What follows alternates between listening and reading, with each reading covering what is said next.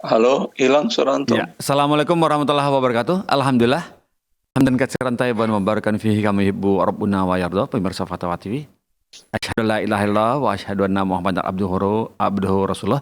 Amma ba'd, pemirsa Fatwa TV, kita dapat berjumpa lagi. Alhamdulillah, kami sangat senang sekali bisa menyapa semua pemirsa Fatwa TV yang menyaksikan acara live interaktif dari 13 live interaktif. Inilah salah satunya live interaktif yang betul-betul seputar ekonomi. Selain ada satu lagi, dia tuh di hari Senin bersama Ustadz Muhammad Arifin Badri, dan ini di awal pekan dan di akhir pekan dibuka dan ditutup dengan permasalahan tentang ekonomi. Barakallahu fikum. Dan memang alhamdulillah pertanyaan yang masuk mendominasi ke Fatwa TV yaitu paling banyak mengenai ekonomi. Nah, bagi pemirsa yang ingin bertanya kepada Ustadz yang mengurus acara ini, ya, yang pakar dalam hal ekonomi syariah, bisa di dua jalan, yaitu pertama di 021 212 32 333, itu dia ya.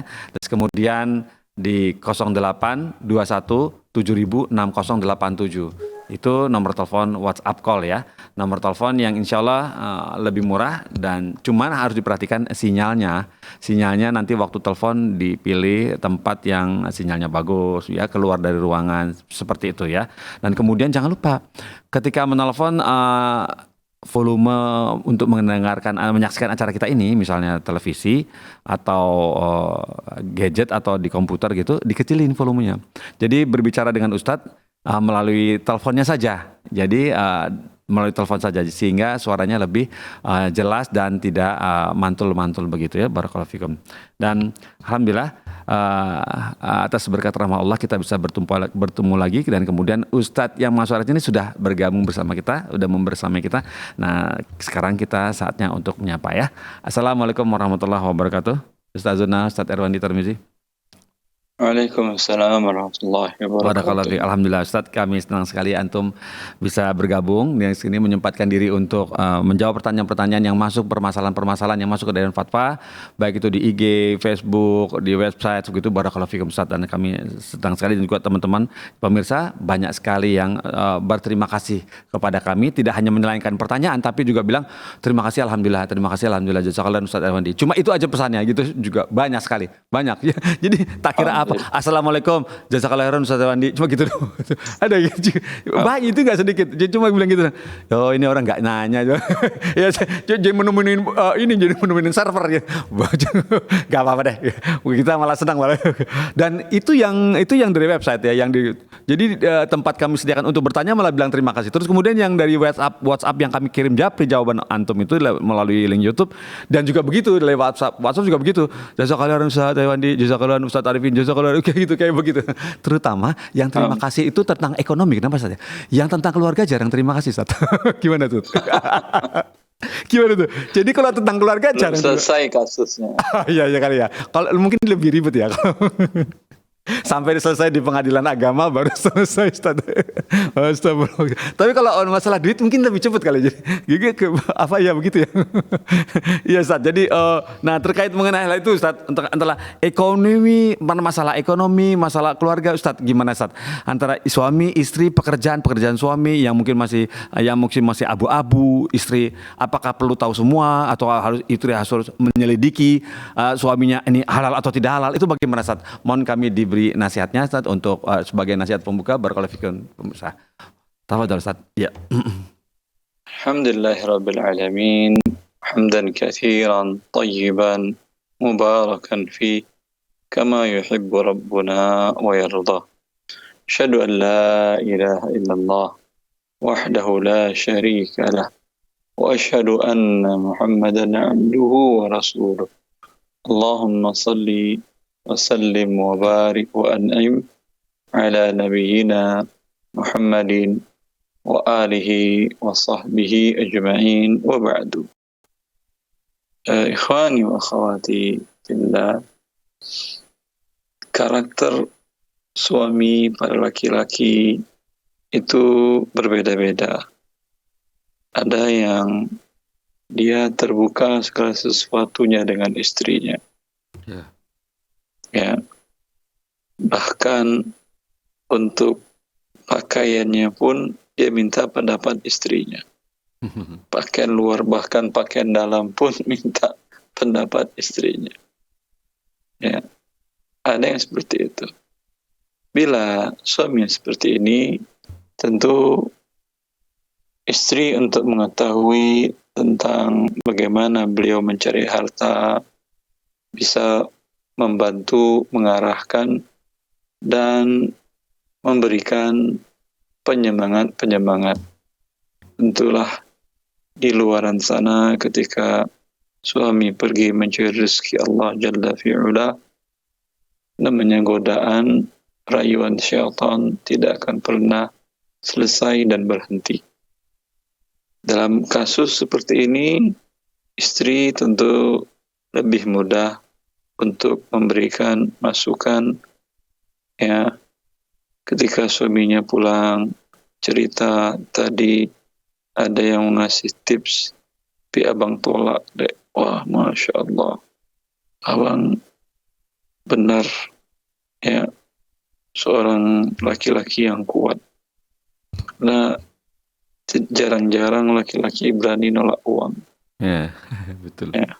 Ya betul, Ustaz. Ini penyemangat seperti ini, semoga abang, keluarga kita, semuanya anak-anak kita hanya diberi Allah makanan yang halal. Amin. Ini mudah. Dan ketika suami akan keluar, istri tinggal membisikkan, Bang, ingat-ingat anak istrimu di rumah. Jangan engkau pernah bawa pulang ke rumah kalau ada yang ngasih uang yang tak jelas, ngasih uang tips, padahal kamu sudah dapat gaji, ya, atau uang-uang yang kau ragu tentang kehalalannya. Bagi kami cukuplah gaji yang kau bawa pulang. Besarannya kami nggak pernah menanyakan. Yang penting halal pasti cukup untuk biaya hidup kami. Kalau kau bawa yang haram sebanyak apapun tak akan pernah cukup untuk membahagiakan istri dan anak-anakmu di rumah. Ya. Bahkan akan mengantarkan kami kepada kemurkaan Allah. Ini alhamdulillah suami yang seperti ini mudah bagi istri untuk berkomunikasi tentang pekerjaan pendapatan suaminya. Tapi ada tipe laki-laki yang lain yang tertutup. Ya. Ya. Kalau bahkan kadang berusaha di kulik-kulik sama istrinya itu nggak kebuka-kebuka. Iya. Rahasia. Ya. Maka laki-laki yang seperti ini jangan istri kemudian merasa dia tidak dianggap. Bukankah dengan pernikahan itu berarti sudah tidak ada rahasia lagi, ya? Ya. Sampai organ yang aurat yang tidak bisa dilihat orang, ya, tidak boleh dipegang orang. Bagi mereka suami istri halal. Kok masalah mencari masalah pekerjaan dia nggak terbuka, ya? Ya. Jangan ada macam-macam. Jangan langsung suuzon. Oh iya betul. Jangan suuzon. Ya. Pertama, hargai privasi suami. Ketika dia ingin melakukan privasi, hargai privasi dia. Kalau ada tanda-tanda sepertinya mengarah ke tidak yang halal, jangan main tuduh. Ya. Berikan masukan, doakan, dan sampaikan penyemangat itu iya. Tapi menuduh jangan. Karena kalau istri terlalu intervensi dalam pendapatan suami seluruhnya, itu suami hilang qawamahnya. Ketika Allah mengatakan ar-rijalu qawwamuna 'ala an-nisa bima faddala Allahu ba'dahum 'ala ba'd wa bima anfaqu min amwalihim. Laki-laki itu adalah pemimpin qawam terhadap istri-istrinya. Dengan memang struktur tubuh yang dibuatkan oleh Allah, dia siap untuk menjadi pemimpin. Struktur jasmani, akal, emosional yang lebih terkontrol. Dan dengan harta yang mereka infakkan. Maka seorang suami yang tidak mempunyai kekuatan harta, karena hartanya semuanya dikuasai oleh istrinya, dan istrinya semuanya tahu pendapatannya seperti apa, ya, maka tentu hilang sifat kepemimpinannya. Bila sifat kepemimpinan seorang laki-laki, suami terutama, hilang, itu banyak para psikolog, para ahli kejiwaan mengatakan akan mengantarkan ke berbagai penyakit kejiwaan. Ya. Ya, bahkan kepada penyakit fisik dan fisikis pun akan terjadi. Ya. Maka ini tidak baik. Tapi kalau suaminya yang buka, silahkan. Oh, ya. Tapi kalau sekadar mengatakan, dia yang bercerita, dengar, berikan masukan. Tapi kalau korek, dia yang mengorek-orek, istri yang mengorek-orek, bahkan sedikit ada intervensi penekanan, ya, ini khawatir itu menjadi bumerang, menjadi penyulut ribut di dalam rumah tangga gara-gara hal kecil tersebut. Ya. Maka lihatlah karakter suami Anda. Bila dia terbuka, alhamdulillah. Bila dia tertutup dalam masalah itu, diam aja.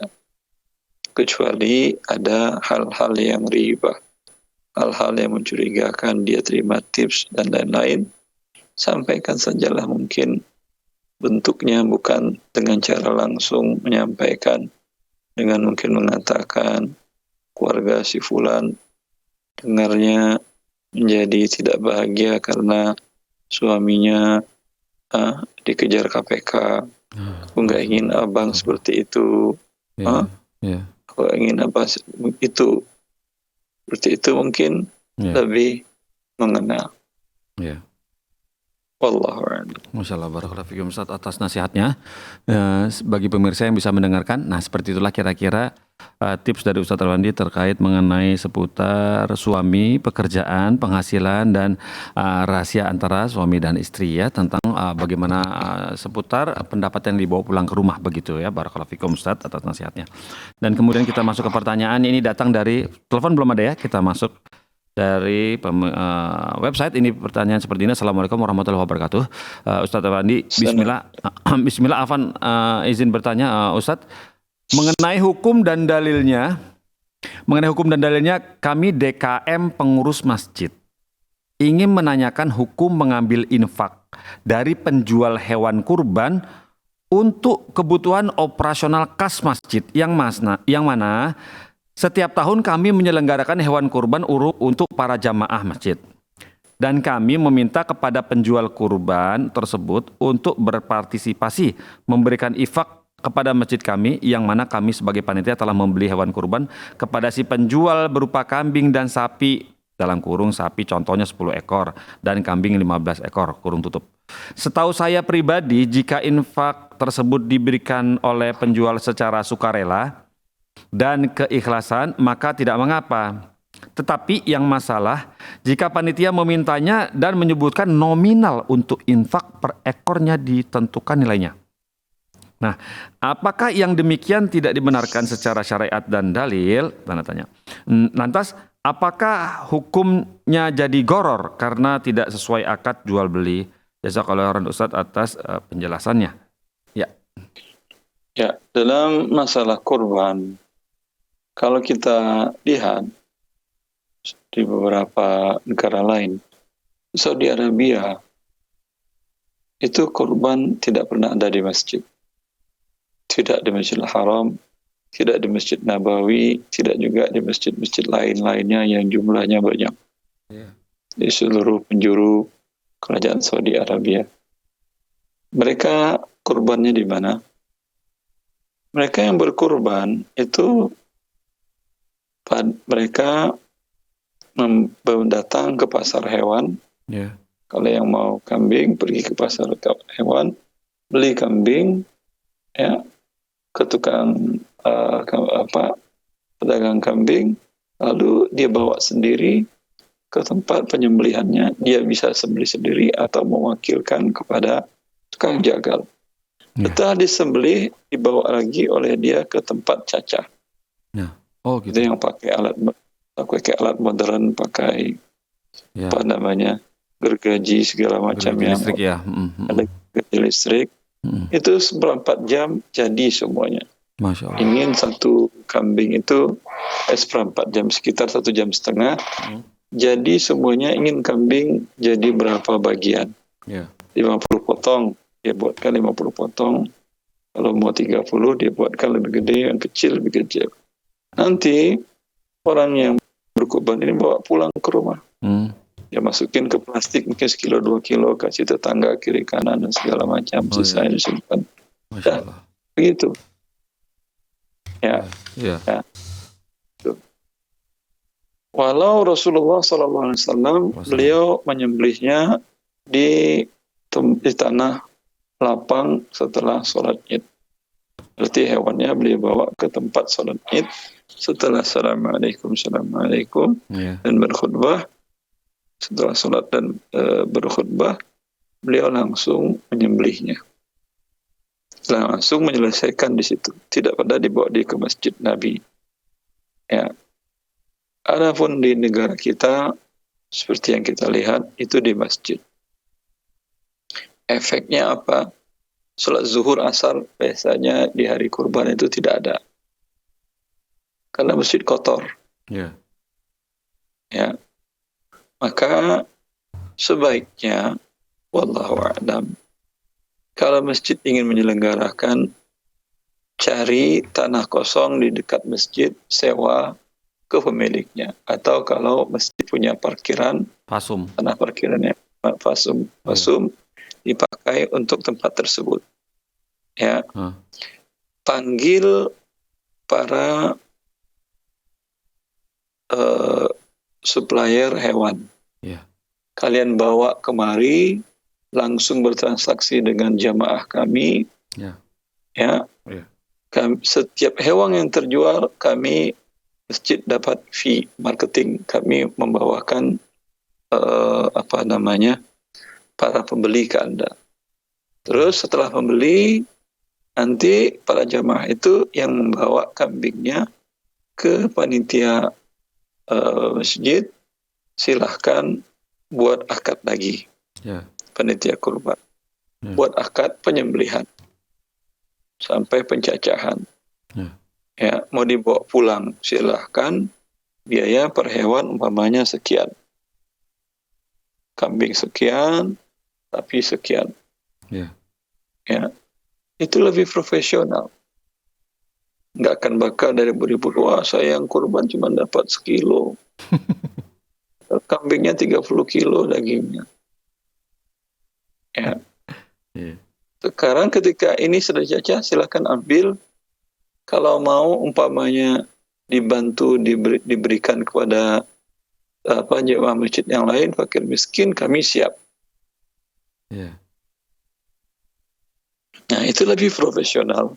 Masjid pun dapat fee marketing tadi satu, dengan fee penyembelihan dan pencacahan. Ya, untuk itu tadi mungkin digaji yang profesional, yang tidak profesional mungkin nggak digaji.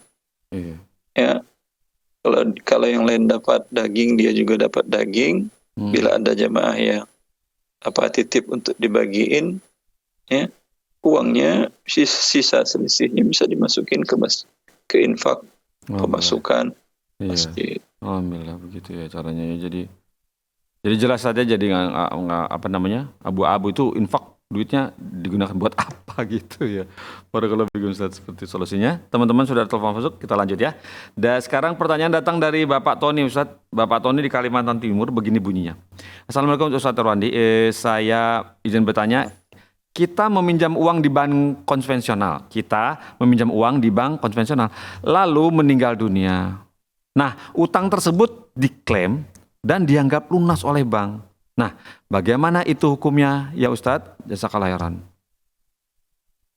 Yang bertanya yang siapa yang bertanya? Bapak Tony. Yang berhutang. Ya, iya, yang berhutang. Atau ahli waris? Yang berhutang. Dari sisi yang punya rumah terus meninggal gitu. Ya, kalau yang berhutangnya, dia tidak akan dituntut oleh hutang, tapi dituntut atas perbuatan riba yang dia lakukan. Karena hutangnya sudah dibayarkan oleh pihak asuransi.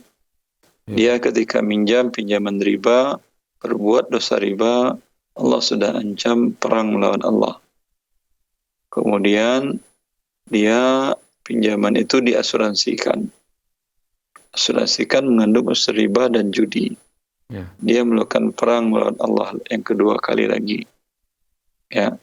Adapun utangnya kepada bank lunas karena dibayarkan oleh pihak asuransi tadi. Iya. Kalau dari sisi itunya Ustaz, dari sisi banknya? Iya lebih parah ya. Gimana Ustaz?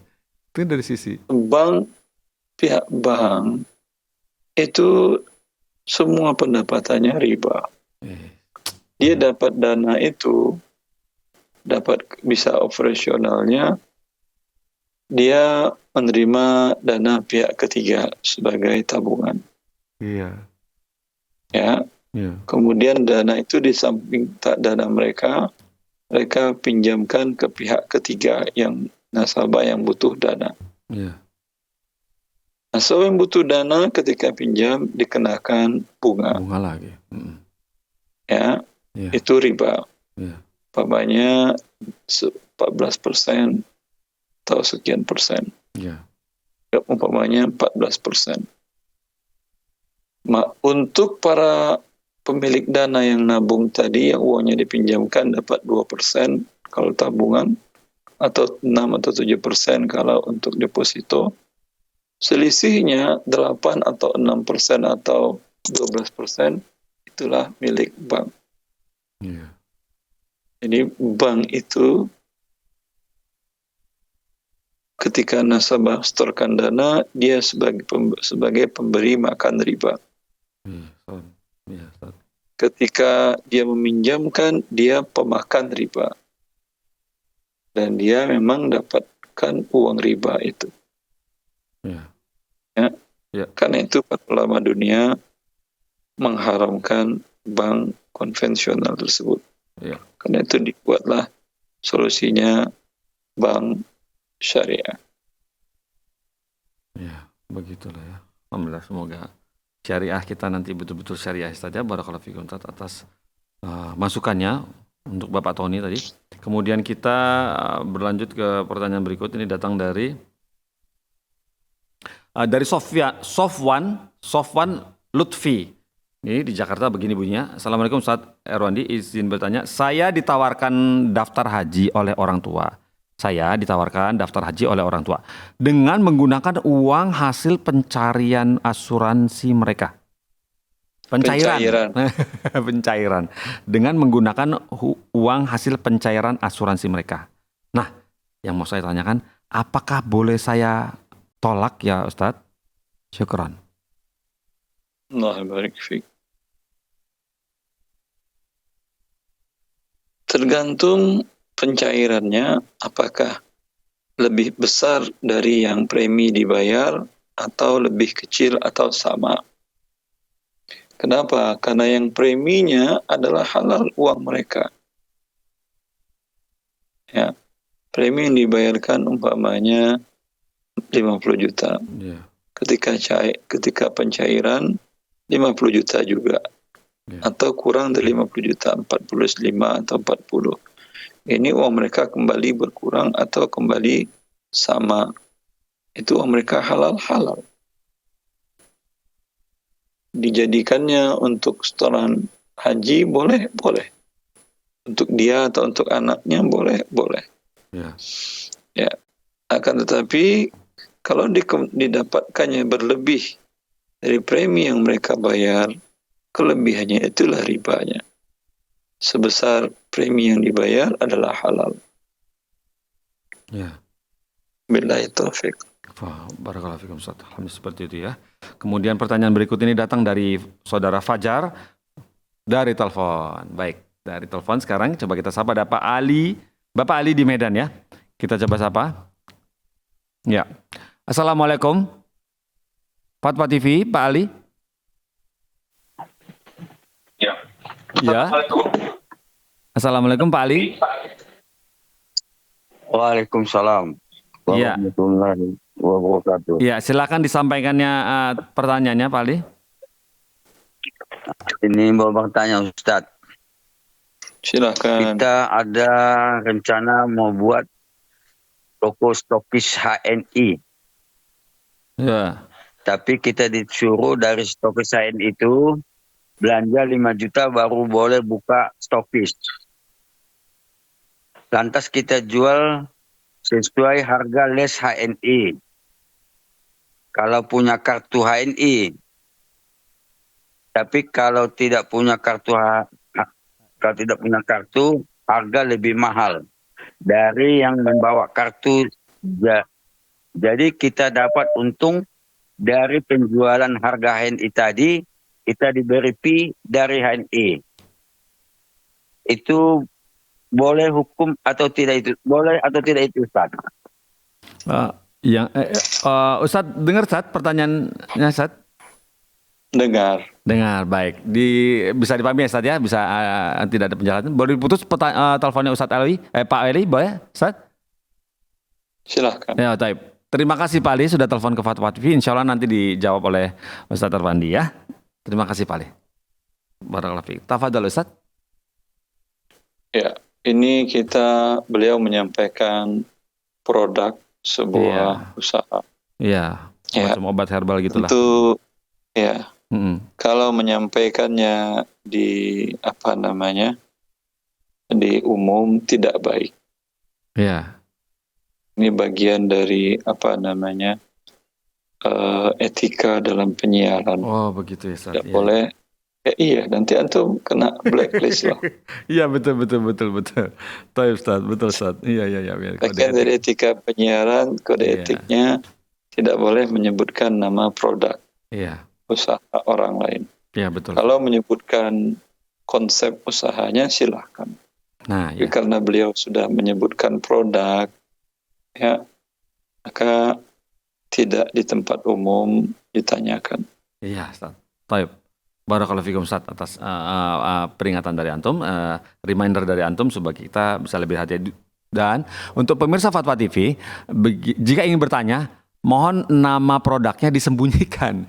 Misalnya kasih apalah masalah, misalnya kasih nama apa gitu ya, merek dagang disembunyikan, nama usaha herbal gitu ya.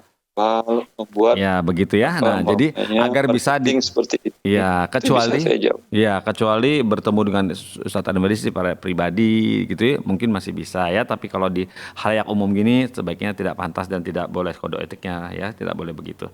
Barakallahu fikum. Terima kasih Pak Ali sudah sampaikan agar menjadi peringatan buat penelpon yang lain. Dan ini sudah masuk lagi penelpon baru dengan nama Gebi, perempuan laki ini nggak apa-apa, di Jambi ya, saudara atau saudari Gebi di Jambi. Ya kita sapa. Assalamualaikum Fatwa TV. Buat penelponnya. Dan ini sudah lagi Gebi, perempuan laki ini nggak apa-apa di Jambi ya, saudari Gebi di Jambi. Apa? Assalamualaikum. Ya. Waalaikumsalam warahmatullahi. Ibu Gebi, tolong televisinya dikecilkan Bu, volume televisi kecilkan ya. Oh iya. Ya, kami tunggu ya Bu ya. Sudah? Ya, waalaikumsalam warahmatullahi wabarakatuh. Silakan Ibu Gebi. Sudah bisa bertanya? Silakan. Assalamualaikum Ustaz, izin bertanya. Waalaikumsalam. Silakan Ibu. Jadi Ustadz, saya kebetulan sedang bergabung ke dalam sebuah bisnis affiliate. Kenapa? Lantas berikutnya, lanjut. Silakan Bu, lanjut. Bukan saya affiliate ini, sebuah produk kesehatan. Ya. Lanjut. Halo? Ya, terus kami sedang mendengarkan Ibu. Lanjut bisa aja, Bu. lanjut, Pak? Lanjut, Bu. Lanjutkan, silakan. Oh iya, baik. Halo, ini suaranya nggak kedengaran, Ustaz. Kami mendengar suara Ibu. Oh, ini masalah di teleponnya. Ibu lanjutkan saja Halo? pertanyaannya. Silakan. Kami sedang mendengarkan Oh iya, baik. suara Ibu. Iya. Saya kan sedang tergabung ke dalam sebuah afiliat, di mana kami itu menjual produk kesehatan dan Iya. juga program kesehatan. Nah, ini sistemnya, misalnya ada customer yang membeli sebuah produk, terus nanti saya transaksinya dengan customer, terus yang mengirimkan itu perusahaan yang punya produknya. Itu kan berarti sistemnya dropship kan ya. Ya, Nah, lanjut. terus ada teman saya ini yang membuat cara supaya untuk menghindari dropship, itu dia dengan cara menyetok produk tersebut. Jadi kalau misalnya ada yang membeli, itu produk yang sudah dia stok itu yang dia jualkan, bukan dari perusahaan langsung. Ya.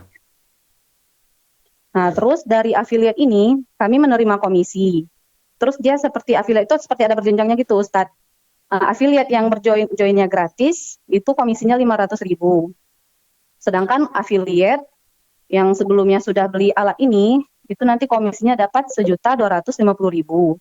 500.000-nya fee affiliate, sedangkan 750-nya itu fee untuk bimbingan fat loss-nya. Karena kami kan bergerak di bidang fat loss, pembakaran lemak tubuh, gitu kan.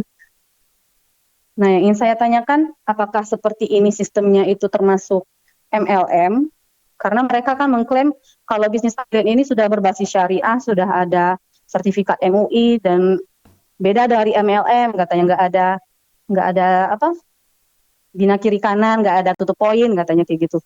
Tapi makin lama saya jadi ragu karena di atas affiliate yang bayar tadi nanti ada lagi affiliate pro namanya. Affiliate pro ini dia sudah pakai target, misalnya dia sudah berhasil menjual 4 produk dalam 1 bulan, selama 6 bulan itu otomatis sudah dapat terdaftar jadi affiliate pro. Dan sudah menerima komisi 500.000, terus 750.000 sebagai fee bimbingan, dan itu ada komisi tim sebesar maksimal itu 40%, yaitu sekitar 1 juta. Begitu, Ustadz. Apakah ini dibolehkan, Ustadz? Kalau misalnya tidak boleh, bagaimana solusinya? Baik, sebentar, jangan ditutup Ibu. Jangan ditutup Terima teleponnya. kasih. Jangan ditutup dulu Ibu. Ya, Ya, tunggu dulu ya. Bagaimana Ya, baik. Ustadz? Wallahu a'lam. Ya. Ini tentu kalau kasus Sebentar, butuh jangan ditutup. penjelasan lebih Jangan ditutup rinci. dulu, Bu. Tapi kalau ingin ditanyakan bagaimana cara halalnya, kalau menurut Anda produk itu memang bagus dan sehat dan memang bermanfaat bagi kaum muslimin dan muslimat, ya, lakukan, jual beli putus saja. Oh. Entah namanya stokis atau apa. Saya tidak mau bonus-bonus segala macam, ya. Yang penting saya beli barang. Barang Anda berapa, saya akan beli tunai. Saya akan jualkan sesuai dengan harga yang pembelinya ridho. Seperti Anda dagang yang lain. Ada dagang yang lain kan tidak ada bonus segala macam. Beli putus jual, beli putus jual, atau produksi jual, produksi jual. Itu lebih aman. Tapi khawatir pihak pihak distributornya mungkin tidak menyetujui. Tapi kalau dia menyetujui, ya udah Anda beli barang aja. Oh, gitu. Terserah Anda mau jual, yang penting pembeli merasa bermanfaat dan berguna. Tanpa ada rekrut bawahan-bawahan. Iya. Gitu Ustadz ya. Jadi Ibu Gebi, itu Ustadznya saran dari Antum untuk Ibu Gebi, semoga bisa dipahami apa saran dari Ustadz. Jadi dibeli saja barangnya, kemudian dijual, diambil, Ibu boleh ambil untung, tidak perlu ikutan ranking-ranking tadi seperti yang bagian pro, terus kemudian stokis produk yang ini, yang affiliate yang berjalan, yang pakai komisi 1.250.000, pakai 750, nggak usah pakai ranking-ranking seperti itu ya Bu ya. Jadi Ibu bisa manual. Jadi kembali ke manual ya sajanya ya. Beli barang, memang produknya bagus, dijual dengan ada untung. Marketing gitu ya. konvensional. Marketing konvensional. Nah, Solusi marketing konvensional. Marketing konvensional. Itu sarannya dari Ustadz Erwandi. Kembali ke konvensional. Barakallahu fikum Ustadz atas solusinya untuk Ibu Gebi ya. Dan kini ada telepon masuk. Insya Allah ini penonton untuk waktu terakhir ya. Karena waktu maghrib juga sudah dekat ini. Ternyata maghrib lagi maju. Satu penelpon terakhir insya Allah ini selesai. Insya Allah kita coba sapa. Dari siapa nih? Dari Abu Rumaiso di Makassar. Ya, Abu Rumaiso di Makassar. Coba kita sapa. Assalamualaikum, Fatwa TV. Halo. Ya, halo. Assalamualaikum, Fatwa TV. Halo. Ada suara bayinya aja. Assalamualaikum, Fatwa TV. Halo, Abu Rumaiso. Waalaikumsalam. Ya. Halo. Ya, waalaikumsalam. Kami sudah dengar Bapak. Kami sudah dengar suara Bapak dan sekarang silakan disampaikan Ya, suaranya pertanyaannya. kayak pantul-pantul. Halo. Ya, silakan disampaikan Tunggu, pertanyaannya. Halo. Halo. Halo. Ya, silakan. Halo, Assalamualaikum. Waalaikumsalam warahmatullahi wabarakatuh. Ya. Ya, ini Ustaz, saya mau tanyakan sudah bisa? Halo. Ya, silakan. Ini apakah dimonitor suara saya ini? Ya. Silakan. Ya, ini ada satu kasus di mana ikhwah ini dia sudah agak lama ngaji. Terus dia menikah, dia dapat istri yang baru ngaji. Ya, terus ini istrinya dia punya ibu, dia suruh mengambil kayak perumahan subsidi begitu, Stas. Ya. Dicicil. Ya, itu kebetulan ini sang suami dia tidak mau, tapi istrinya ini mengancamnya mau kabur dari rumah kalau suaminya tidak setuju dengan maunya mamanya itu si istrinya. Bagaimana itu, Ustaz? Apakah ini sang suami jalani saja tetap mencicil rumah subsidi atau bagaimana, Ustaz? Mohon solusinya. Baik. Ya, begitu ya pertanyaan. Bisa jelas ya Ustaz ya yang disampaikan Abu Rumaiso? Barakallahu fikum. Sudah telepon ke Fatwa TV insyaallah ya. Jazakallahu khairan, Ustaz Ustaz. Erwandi. Ya, terima kasih. Ya, tafadhol Ustaz.